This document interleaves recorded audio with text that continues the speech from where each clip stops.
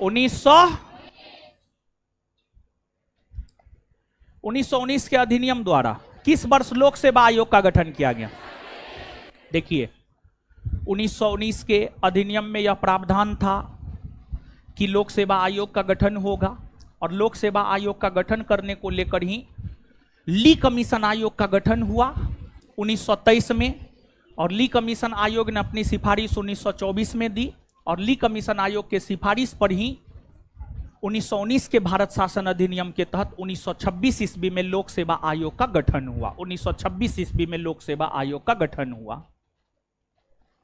और एक बात और जानिए, यहां पर दो बात बता रहे हैं। पहला बात इससे संबंधित और दूसरा बात इससे पहले क्वेश्चन से संबंधित।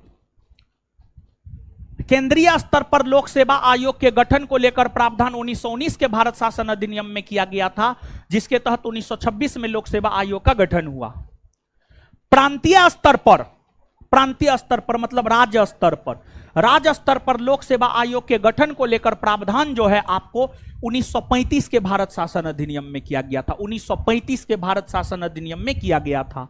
और दूसरी बात, जैसे कि आपने जाना है कि प्रांतों में द्विसदनीय विधायिका का प्रावधान, प्रांतों में द्विसदनीय विधायिका का प्रावधान 1919 के भारत शासन अधिनियम के तहत हुए हैं। उसी प्रकार से राज्यों में भी द्विसदनीय विधायिका के प्रावधान हुए हैं और राज्यों में द्विसदनीय विधायिका के प्रावधान 1935 के भारत शासन अधिनियम के तहत हुए हैं। राज्यों में द्विसदनीय विधायिका के प्रावधान 1935 के भारत शासन अधिनियम के तहत हुए हैं। इस बात को भी आप याद रखिएगा।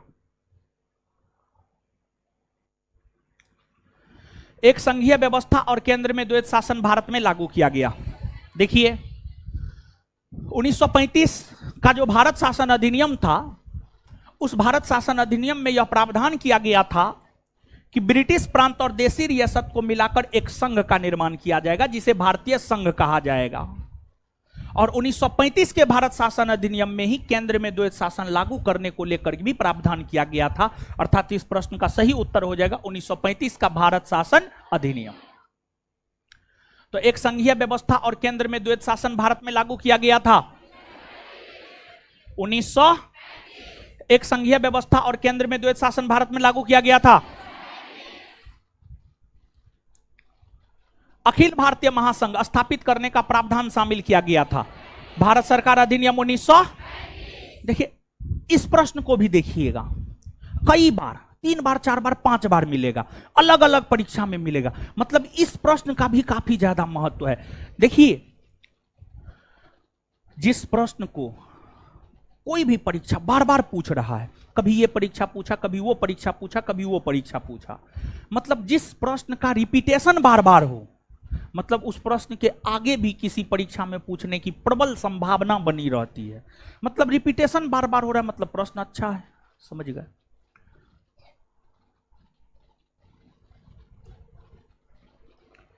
निम्नलिखित में से किस एक अधिनियम ने भारत में संघीय शासन की व्यवस्था की है? 1900। वही क्वेश्चन है, थोड़ा भाषा अलग है। वहां महासंघ दिया, यहां संघ दिया। वहां महासंघ दिया, इससे पहले वाले क्वेश्चन में महासंघ दिया, यहां संघ दिया। क्वेश्चन सेम है। आंसर क्या हो जाएगा?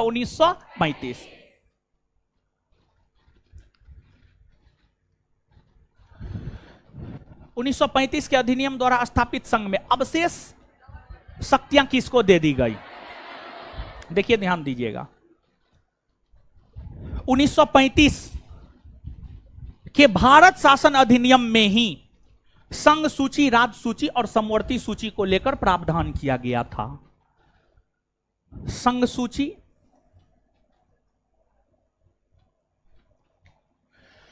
राज्य सूची और समवर्ती सूची को लेकर प्रावधान किया गया। संघ सूची में 59 विषय, राज्य सूची में 54 विषय और समवर्ती सूची में 36 विषय शामिल किए गए। और वैसे विषय जो ना संघ सूची में था, ना राज्य सूची में था, ना समवर्ती सूची में था, उसे अवशेष शक्ति के अंतर्गत रखा गया। अवशेष शक्ति के अंतर्गत जो विषय था उसे गवर्नर जनरल के अधीन दे दिया गया। किसके अधीन दे दिया गया? Governor general. अब यहां पर जैसे वर्तमान का जो भारतीय संविधान है, वर्तमान के भारतीय संविधान को पढ़ेंगे तो एक अनुच्छेद है अनुच्छेद 248, और अनुच्छेद 248 को पढ़ेंगे तो अनुच्छेद 248 में भी यही है कि जो विषय ना तो संघ सूची में हो, ना राज्य सूची में हो, ना समवर्ती सूची में हो, जो विषय ना संघ सूची में है, ना राज्य सूची में है, ना समवर्ती सूची में है, वो विषय अखिल भारतीय संघ। निम्नलिखित अधिनियमों में से किस अधिनियम के फलस्वरूप बर्मा भारत से अलग हुआ? देखिए, अंग्रेजों ने 3 आंग्ल बर्मा युद्ध, 3, प्रथम आंग्ल बर्मा युद्ध, द्वितीय आंग्ल बर्मा युद्ध, तृतीय आंग्ल बर्मा युद्ध। प्रथम आंग्ल बर्मा युद्ध 1824 से 26, द्वितीय 1852, तृतीय 1885। इन 3 आंग्ल बर्मा युद्ध के माध्यम से अंग्रेजों ने बर्मा को जीतकर भारत में मिला लिया, और फिर 1935 के भारत शासन अधिनियम में यह प्रावधान किया गया कि भारत से बर्मा अलग होगा, और 1935 के भारत शासन अधिनियम के तहत ही भारत से बर्मा अलग हुआ है। तो भारत से बर्मा अलग किस अधिनियम के तहत हुआ है? 1935। आंसर क्या हो जाएगा? Government of India act 1900। किस अधिनियम के फलस्वरूप बर्मा भारत से अलग हुआ? भारत शासन अधिनियम 1935 में कितने धाराएं थी? 321। निम्नलिखित में से किस एक अधिनियम द्वारा भारत में संघीय न्यायालय की स्थापना की गई? भारत में संघीय न्यायालय अर्थात फेडरल कोर्ट के गठन को लेकर प्रावधान 1935 के भारत शासन अधिनियम में किया गया था, और 1935 के भारत शासन अधिनियम में यह प्रावधान किया गया था कि भारत में एक संघीय न्यायालय की स्थापना होगी, और इस अधिनियम के तहत ही भारत में संघीय न्यायालय की स्थापना वर्ष 1937 में हुई। भारत में संघीय न्यायालय की स्थापना वर्ष 1937 में हुई। भारत में संघीय न्यायालय की स्थापना वर्ष 1937 में हुई। आंसर क्या हो जाएगा? उपर्युक्त में से कोई नहीं। केंद्र में द्वैध शासन किस अधिनियम के अंतर्गत स्थापित किए गए? देखिए, केंद्र में द्वैध शासन, केंद्र में द्वैध शासन के गठन को लेकर प्रावधान किया गया था भारत सरकार अधिनियम 1935। 1935 का गवर्नमेंट ऑफ इंडिया एक्ट क्यों महत्वपूर्ण है? यह बात हम आपको 2 बार बताए हैं। देखिए, जब पहला चैप्टर पढ़ा रहे थे तब, और जब भारतीय संविधान की विशेषता बतला रहे थे तब, दोनों बार हम आपको बतलाए हैं।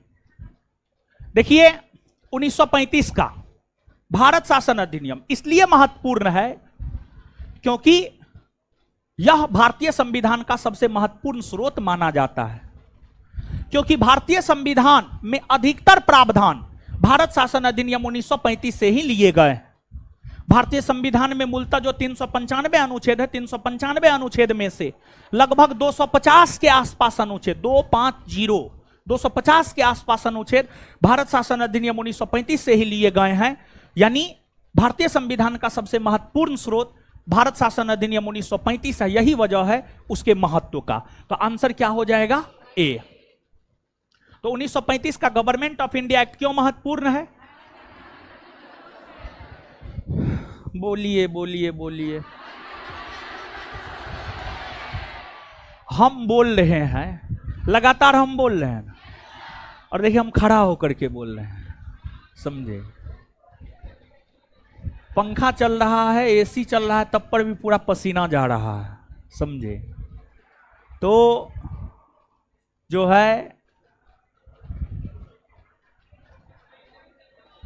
और आप लोग बैठ करके जो है, बैठ करके समझ रहे हैं, तब पर भी आपके मुंह से आवाज नहीं निकल रहा। और बताइए, हम नॉन स्टॉप बोल रहे हैं, समझे? तो आइए आगे। 1935 का गवर्नमेंट ऑफ इंडिया क्यों महत्वपूर्ण है? क्यों महत्वपूर्ण है? प्रांतीय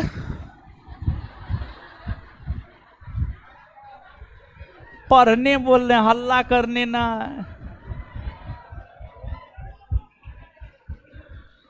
आ करके हम कूट देंगे।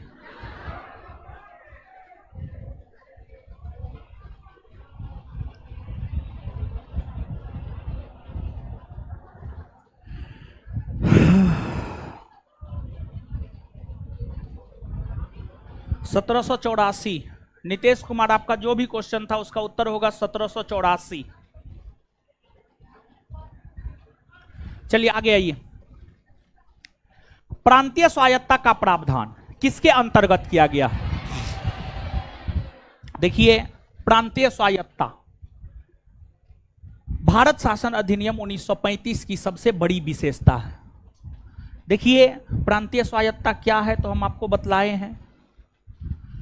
प्रांतों से 1935 के भारत शासन अधिनियम के तहत द्वैध शासन व्यवस्था को समाप्त कर प्रांतों को आंतरिक तौर पर काम करने के लिए जो स्वतंत्रता दी गई है उसे ही कहा जाता है प्रांतीय स्वायत्तता, जो कि भारत शासन अधिनियम 1935 की सबसे प्रमुख विशेषता मानी जाती है। आंसर हो जाएगा 1935। प्रांतीय स्वायत्तता का प्रावधान किसके अंतर्गत किया गया? प्रांतीय स्वायत्तता का प्रावधान किसके अंतर्गत किया गया? भारत सरकार अधिनियम 1935 ने निम्नलिखित में से क्या व्यवस्था की? अखिल भारतीय संघीय व्यवस्था का प्रबंध किया। भारत सरकार अधिनियम 1935 क्या व्यवस्था किया?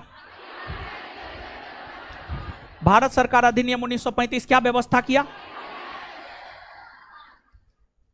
भारत में संघीय न्यायालय की रचना का समर्थन निम्नलिखित में से किस अधिनियम द्वारा किया गया? 1935। सीडीएस का पूछा हुआ क्वेश्चन है 2020। अखिल भारतीय महासंघ स्थापित करने का प्रावधान किया गया। भारत सरकार अधिनियम 1935।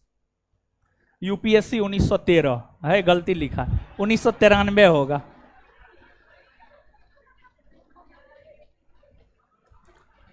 किस अधिनियम ने केंद्र में द्वैध शासन प्रणाली को स्थापित किया? 1900। प्रांतीय स्वायत्तता शुरू करने के लिए भारत की ब्रिटिश सरकार द्वारा कौन सा अधिनियम पारित किया गया? 1935। भारत सरकार अधिनियम 1935 द्वारा स्थापित संघ में अवशिष्ट शक्ति गवर्नर। भारत शासन अधिनियम 1935 द्वारा स्थापित संघ में अवशिष्ट शक्ति किसे दी गई? अवशिष्ट शक्ति किसे दी गई? राष्ट्रपति की अध्यादेश निर्गत करने की शक्ति प्रेरित है। देखिए, सुनिए सुनिए सुनिए सुनिए, देखिए, भारतीय राजनीतिक व्यवस्था में अधिकतर प्रशासनिक प्रावधान 1935 के भारत शासन अधिनियम से लिए गए हैं। राष्ट्रपति को जो अध्यादेश जारी करने संबंधी अधिकार मिला है वह 1935 के भारत शासन अधिनियम के तहत मिला है। आपके मन में यहां पर डाउट होगा कि आंसर 1861 का भारत परिषद अधिनियम होना चाहिए, लेकिन एक बात बताइए आप हमको, भारत के संविधान में अनुच्छेद 123 राष्ट्रपति को अध्यादेश जारी करने का अधिकार देता है। भारत के संविधान में अधिकतर प्रावधान 1935 के अधिनियम से लिए गए हैं या 1861 के अधिनियम? 1935। तो 1935 के अधिनियम के प्रावधानों के तहत राष्ट्रपति को अध्यादेश निर्गत करने को लेकर अधिकार मिला है, ना कि 1861।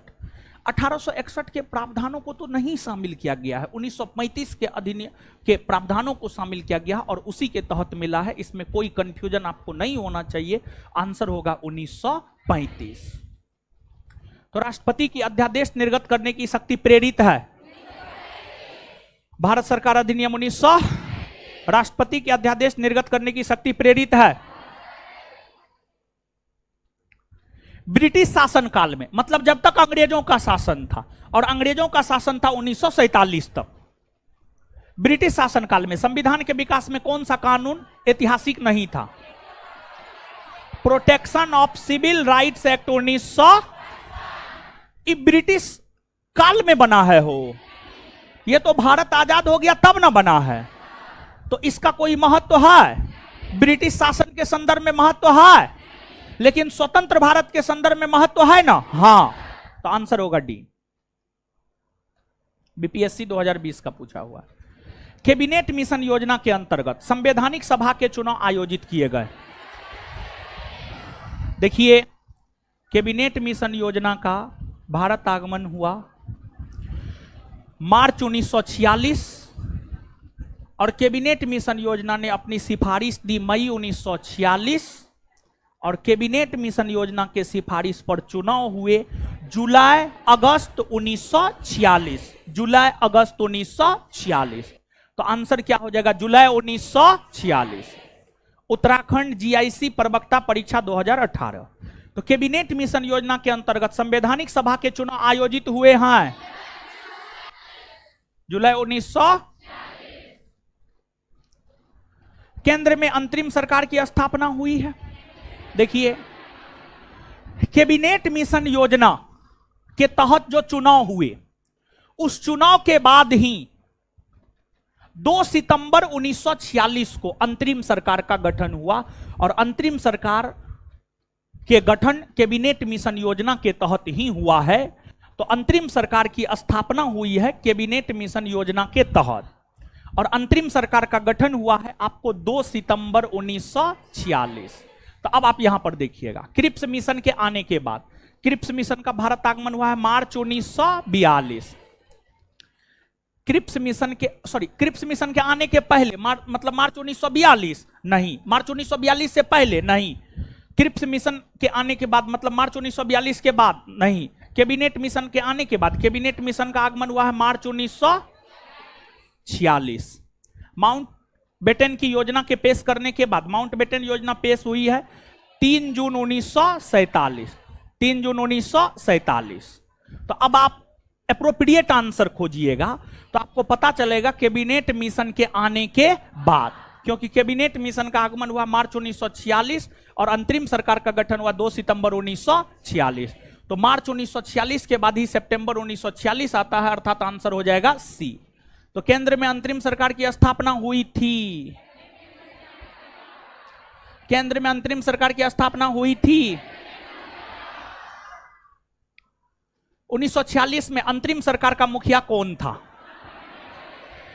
1946 में जो अंतरिम सरकार का गठन हुआ था उसका मुखिया था Lord Mountbatten. Lord Mountbatten, Lord Mountbatten. और इसके अंतरिम सरकार के उपाध्यक्ष पंडित जवाहरलाल। अंतरिम सरकार के अध्यक्ष, गौर कीजिएगा, अंतरिम सरकार के अध्यक्ष लॉर्ड माउंट बेटन, मतलब मुखिया लॉर्ड माउंट बेटन, उपाध्यक्ष जवाहरलाल। कंफ्यूजन नहीं ना?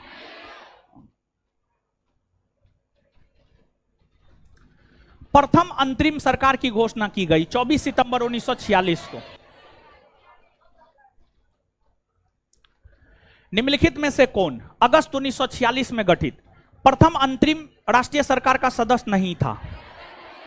देखिए यहां पर सितंबर होगा,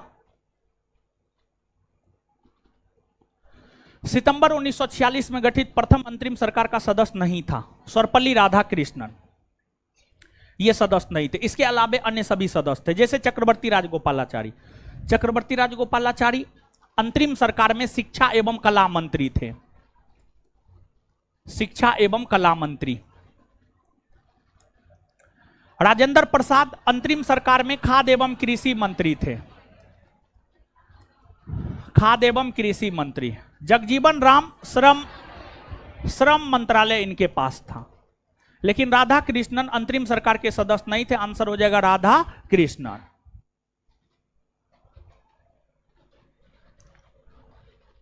कौन अगस्त 1946 में गठित? अगस्त नहीं होगा, सितंबर होगा। सेम क्वेश्चन है, आंसर सर्वपल्ली राधाकृष्णन रिपीट हो गया है।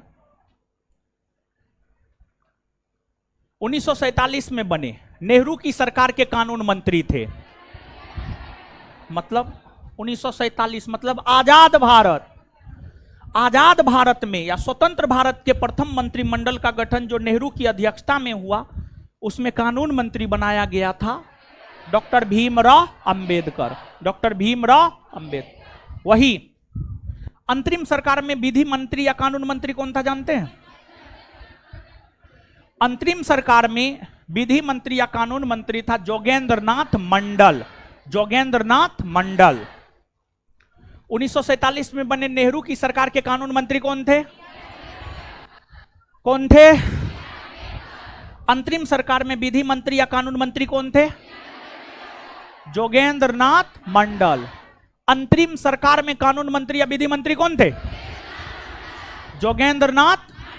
अंतरिम सरकार में कानून मंत्री या विधि मंत्री कौन थे? जोगेंद्र नाथ। और स्वतंत्र भारत का प्रथम कानून मंत्री या विधि मंत्री? BR। 1946 में गठित अंतरिम सरकार में राजेंद्र प्रसाद किस विभाग के मंत्री थे? खाद्य एवं रक्षा मंत्री बलदेव सिंह। विदेशी मामले तथा राष्ट्रमंडल संबंध पंडित जवाहरलाल नेहरू को। बिहार SSC सचिवालय सहायक परीक्षा 2011। स्वतंत्र भारत के प्रथम गृह मंत्री सरदार वल्लभ भाई पटेल। कैबिनेट मिशन 1946 ईस्वी के प्रस्ताव, 1945 नहीं, इसको 1946 कर लीजिएगा। कैबिनेट मिशन 1946 ईस्वी के प्रस्ताव पर गठित अंतरिम मंत्रिमंडल 1946 एवं स्वतंत्र भारत के पहले मंत्रिमंडल में खाद्य एवं कृषि मंत्री कौन थे? राजेंद्र प्रसाद। कौन 1946 में स्थापित अंतरिम सरकार के सदस्य नहीं थे? अच्युत पटवर्धन। अच्युत पटवर्धन। बाद बाकी थे जॉन मथाई उद्योग एवं नागरिक आपूर्ति मंत्री। उद्योग एवं नागरिक आपूर्ति मंत्री थे। सरदार पटेल गृह मंत्री। जगजीवन राम श्रम मंत्री। अच्युत पटवर्धन कोई मंत्री नहीं थे अंतरिम सरकार में। स्वतंत्र भारत के प्रथम गृह मंत्री सरदार वल्लभ भाई पटेल। पूछा हुआ क्वेश्चन है। भारत के प्रथम प्रधानमंत्री कौन थे? पंडित जवाहरलाल। चलिए, लेवल 1 खत्म हो गया। अब आते हैं हम लोग लेवल 2 पर। ठीक है, लेवल 2। 1773 का रेगुलेटिंग एक्ट पहला कदम था जिसने विधायिका को कार्यपालिका से अलग किया। ब्रिटेन की संसद को भारत पर विधि बनाने के अधिकार पर बल दिया। यही होगा उत्तर। ब्रिटेन की संसद को भारत पर विधि बनाने के अधिकार पर बल दिया। तो 1773 के रेगुलेटिंग एक्ट, रेगुलेटिंग अधिनियम पहला कदम था जिसने क्या किया है? 1773 का रेगुलेटिंग अधिनियम पहला कदम था जिसने आगे 1773 के विनियमन अधिनियम के दोषों को दूर करने के लिए ब्रिटिश संसद द्वारा पारित किया गया। कौन सा अधिनियम है जो ईस्ट इंडिया कंपनी अधिनियम 1784 के नाम से भी जाना जाता है? Pitt's India act. देश का Pitt's India act British east India company के वाणिज्यिक और राजनीतिक कार्यों के बीच अंतर करता है। 1784। निम्नलिखित में से कौन से अधिनियम ने ब्रिटेन में एक ऐसे नियंत्रण बोर्ड की स्थापना का प्रावधान किया जिसके माध्यम से ब्रिटिश सरकार भारत में ईस्ट इंडिया कंपनी के दीवानी सैनिक और राजस्व संबंधी मामलों पर पूरी तरह नियंत्रण रख सके? देखिए, क्वेश्चन का लैंग्वेज टफ है। क्वेश्चन ये है कि बोर्ड ऑफ कंट्रोलर का गठन किस अधिनियम के तहत हुआ है? तो आप सबको बताए हैं बोर्ड ऑफ कंट्रोलर का गठन हुआ 1784 के पिट्स इंडिया एक्ट। भारत के गवर्नर जनरल को किस एक्ट द्वारा अपनी समिति के निर्णय को अस्वीकार करने का अधिकार मिला? मतलब गवर्नर जनरल को विशेषाधिकार किस एक्ट के तहत मिला है? आप याद कीजिए, गवर्नर जनरल को विशेषाधिकार मिला है 1786 के अमेंडमेंट एक्ट के तहत। 1786 के अमेंडमेंट एक्ट। किस अधिनियम ने भारतवासियों को अपने देश के प्रशासन में कुछ हिस्सा लेना संभव बनाया? Charter act 1833। कैसे? तो सुनिए, समझिए। देखिए, 1833 के चार्टर एक्ट में यह प्रावधान किया गया कि कंपनी के अधीन होने वाले नियुक्तियों में भारतीयों को भी शामिल किया जाएगा। 1833 के चार्टर एक्ट में यह प्रावधान किया गया कि कंपनी के अधीन होने वाली नियुक्तियों में भारतीयों को भी शामिल किया जाएगा, भारतीयों को भी शामिल किया जाएगा।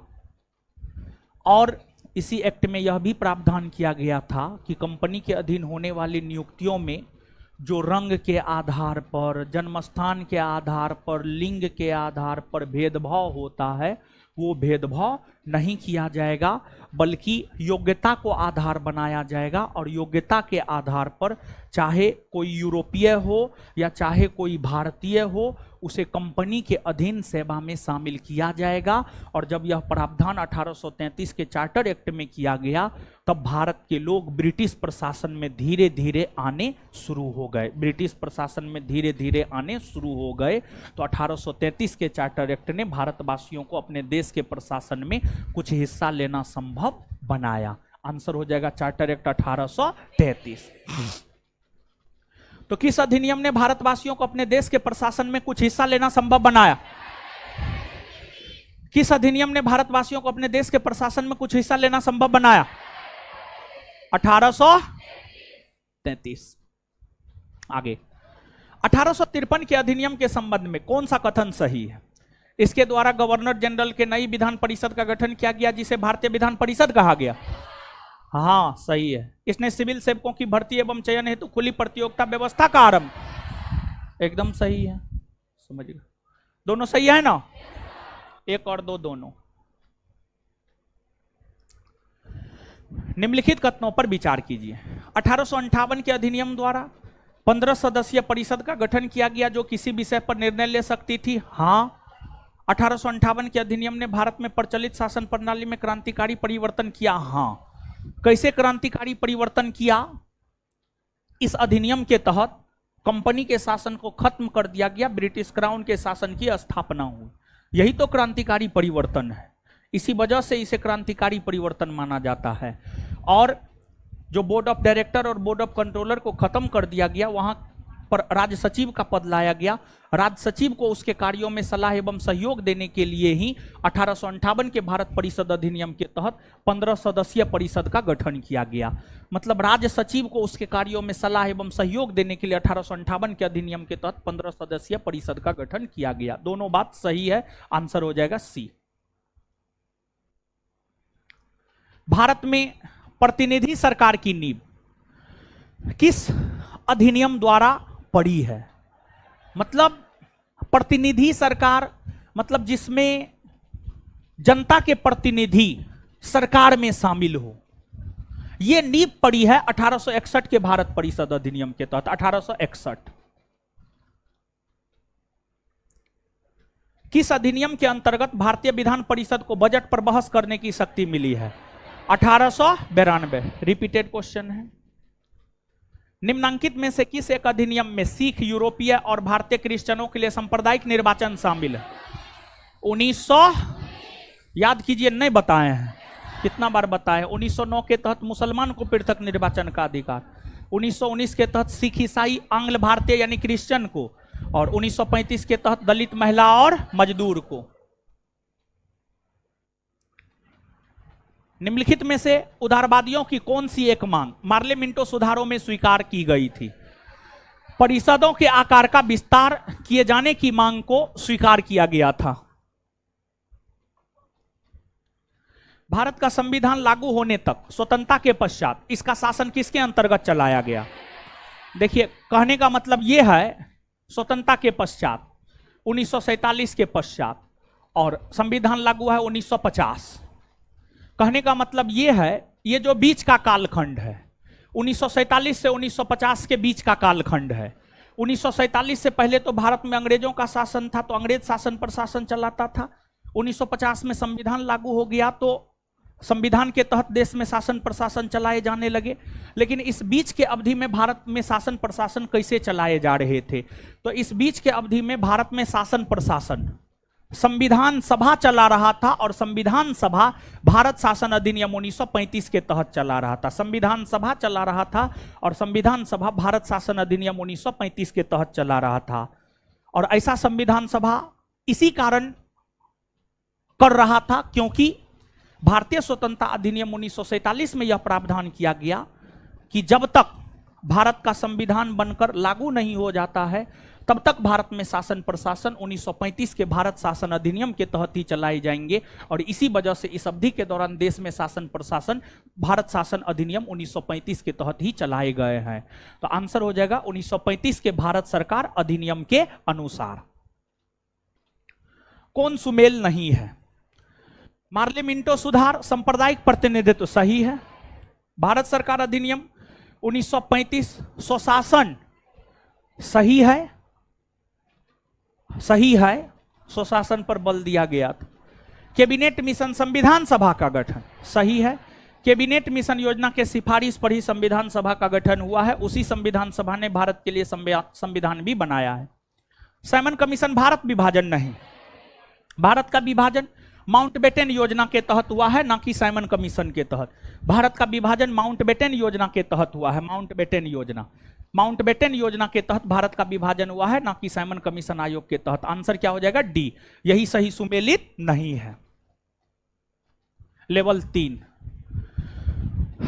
सुनिए, लेवल 3 में यूपीएससी सीडीएस के सामान्य तौर पर प्रश्न आपको मिलेंगे। लेवल 3 में 10 गो क्वेश्चन होगा, हमको लगता है 10 गो ना है।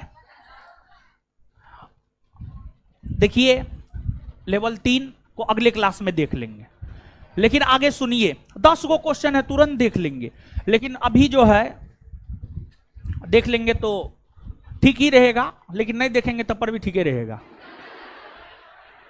अगले क्लास में देखेंगे। और सुनिए चैप्टर 2 संविधान सभा पढ़ के आइएगा। ये 10 क्वेश्चन तो 10 मिनट में निपट जाएगा। चैप्टर 2 पढ़ के आइएगा, कल मूलतः चैप्टर 2 का क्वेश्चन होगा, समझे? है रुकिए, बहुत सारा लव लेटर आया हुआ है।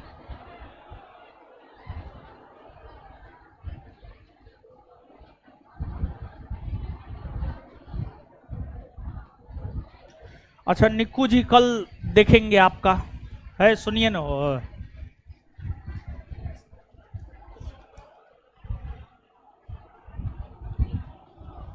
कल देख लेंगे ये सब क्वेश्चन, ठीक है?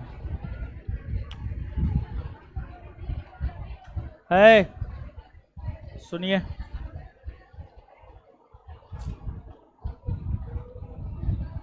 जो बता दिए हैं याद रखिए, जो पूछे हैं 74 नंबर क्वेश्चन आपके कहने से हम फिर से देखेंगे। जो बताएं वो ब्रह्मा जी का लकीर है, लक्ष्मण रेखा है, पार नहीं करना है, पार कीजिएगा सीता जैसे हरण हो जाएगा, समझे? एक बार देखिए, 72 बार हम देखेंगे।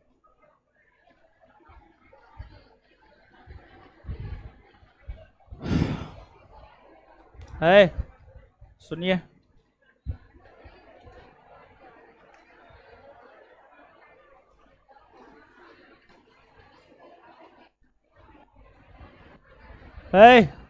बैठिए।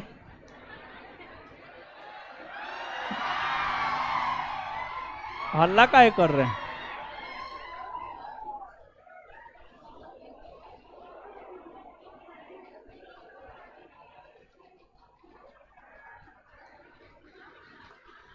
थक गए हो?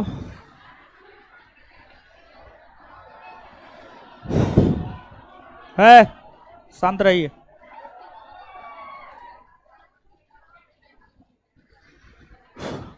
हाँ कल चैप्टर 2 पढ़ के आइएगा, कल चैप्टर 2 को निपटा देंगे,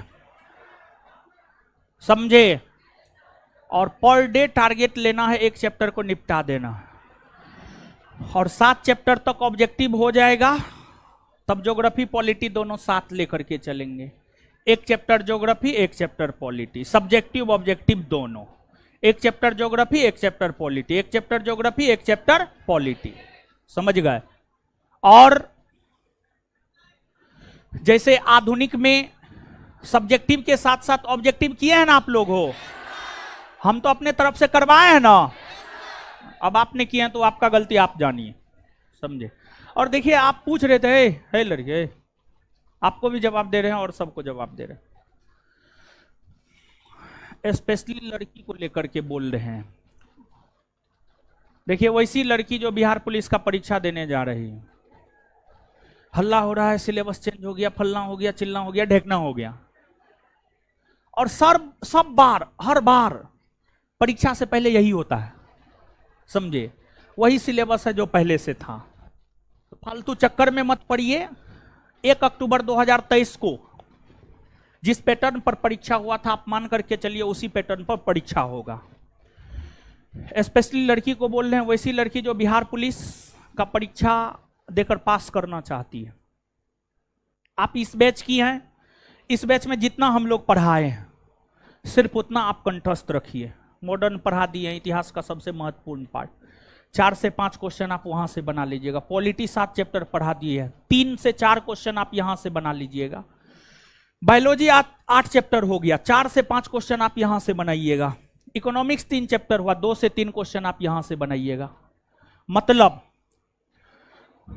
इस बैच की स्पेशल लड़की के लिए बोल रहे हैं, बिहार पुलिस का परीक्षा पास करना चाहते हैं, जितना इस बैच में हुआ है उसको कंठस्थ कर लीजिए। दूसरा, आप ही को बोल रहे हैं, विशेष तौर पर आप ही को बोल रहे हैं, ठीक है, हाँ, क्योंकि आप ही का सवाल है और आपके सवाल के साथ साथ और भी जिसके मन में ये सवाल होगा उसको बोल रहे हैं। जितना क्लास में उतना उसको कंठस्थ कर लीजिए।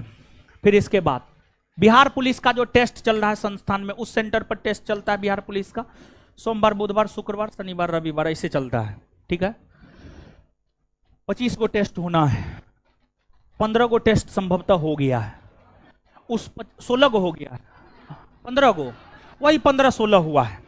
वो जो 25 टेस्ट है, 2500 क्वेश्चन उधर हो गया और डिस्कशन के साथ हो जाएगा 5000-6000 क्वेश्चन। 2500 क्वेश्चन वो डिस्कशन के साथ 5-6 हजार क्वेश्चन, और यहां पे जितना पढ़ाएं इतना। सिर्फ आप आंख बंद करके इतना कर लीजिए, इतना में आपके परीक्षा में 50 से 60 क्वेश्चन आ जाएगा। आप विश्वास मानिए मेरा, नहीं तो आप परीक्षा देकर के आइएगा ना, वो 25 सेट और जितना पढ़ाए होंगे इस बैच में, सारा किताब रख लीजिएगा, परीक्षा देकर के आइएगा, क्वेश्चन लिख लीजिएगा और मिलाइएगा, आपको मिल जाएगा 50-60 क्वेश्चन। और अगर आप 50-60 क्वेश्चन ईमानदारी से करके आ जाते हैं ना, और बिहार पुलिस परीक्षा में नेगेटिव मार्किंग नहीं है, ईमानदारी से 50-60 क्वेश्चन करके आ जाते हैं और तुक्का मारिए 40 क्वेश्चन में, तुक्का मारिएगा 10 से 15 सही हो जाएगा, ऐसे भी आराम से रिजल्ट होगा। और ये सब लड़की के लिए है, लड़की के लिए है ये फॉर्मूला। अब बोलिए, इधर आकर के बोलिए, है रुकिए,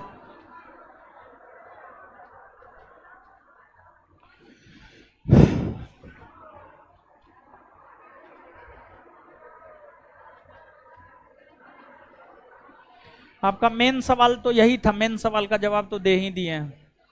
अब दूसरा क्वेश्चन देखिए, मेन सवाल का जवाब दे दिए, वो संतुष्ट नहीं हुए। अब जो दूसरा क्वेश्चन पूछ रही, इसी को कहा जाता पूरक प्रश्न। पूरक प्रश्न, जैसे केंद्रीय विधान परिषद के सदस्य को प्रश्न पूछने का अधिकार 1892 के तहत दिया गया, और पूरक प्रश्न पूछने का अधिकार 1909 के तहत दिया गया। मतलब मूल प्रश्न के आंसर में अगर संतुष्टि नहीं मिला तब पूरक प्रश्न, जैसे ही लड़की पूछ रहे, पूछिए अब। हाँ, बहुत बढ़िया किए हैं, बहुत अच्छा, बहुत अच्छा है। अगर ईमानदारी से 28-30 मार्क आता है तो दीजिए कॉपी, हम लिख देते हैं बिहार पुलिस में रिटर्न आपका दुनिया का कोई ताकत नहीं रोकेगा। आता है तो रिटर्न हो जाएगा, हाँ रिटर्न हो जाएगा। आगे बोलिए। हाँ हाँ हाँ, ठीक तो जा रहे हैं, दिक्कत क्या है?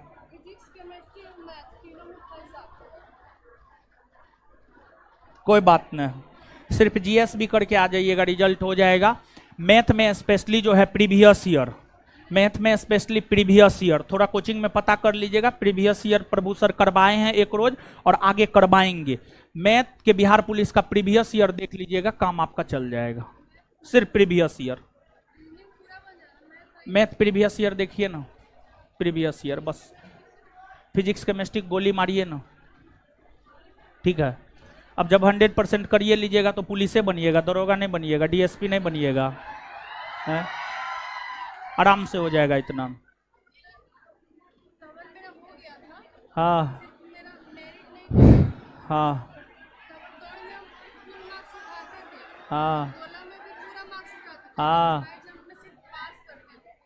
ठीक है। तो फिजिकल के टाइम में आइएगा ना, फिजिकल करवाएंगे ना, मत कीजिए अभी से, ठीक ठीक।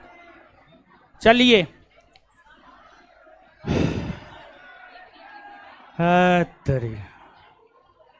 अब किसी के भी प्रश्न का जवाब नहीं देंगे, अब आगे कल जाइए, अब बैठिए, सुनिए अब सुनिए, है सुनिए। आगे आपका टेस्ट है, डेली टेस्ट है, डेली टेस्ट हमारा ही होगा। बिट्टू सर का क्लास अगले सप्ताह से रेगुलर होगा, ठीक है, अगले सप्ताह से रेगुलर होगा, मतलब सोमवार से रेगुलर होगा बिट्टू सर का क्लास, ठीक है। तो आज बिट्टू सर का क्लास नहीं है, और हो सकता है आज रात में अगर आ जाए तो कल बिट्टू सर का क्लास लग सकता है। आएंगे आज रात में, हमको तो बोले हैं, ठीक है। हमको निकलने दीजिए तब निकलिएगा, मेरा बैच है उस सेंटर पे। धन्यवाद सभी लोगों का।